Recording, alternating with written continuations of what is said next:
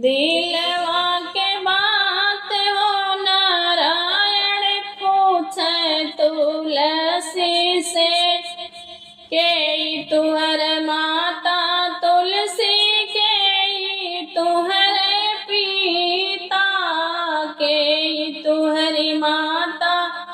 तुलसी के तुहरी पिता कावन नगरिया में भइल बाबिया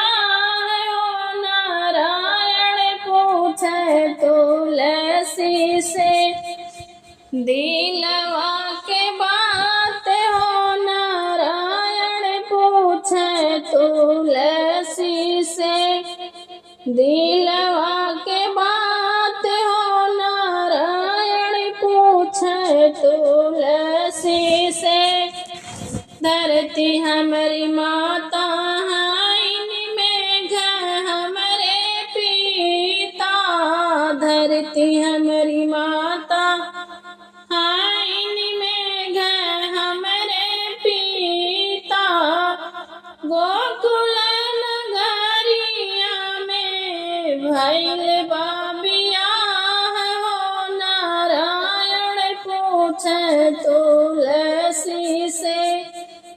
दिलवा के बात हो नारायण पूछे तुलसी से दिलवा के बात हो नारायण पूछे तुलसी से कहाँ तुहरा नैहर तुलसी कहाँ तुहरा सासुर कहाँ तुहरा नैहर तुलसी कहाँ तुहरा सासुर के जलागे तुलसी कंता तुहार हो नारायण पूछे तुलसी से दिलवा के बात हो नारायण पूछे तुलसी से दिलवा के बात हो नारायण पूछे तुलसी से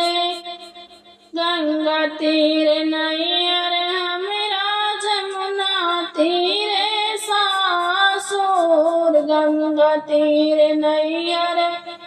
हमरा जमुना तीरे सासुर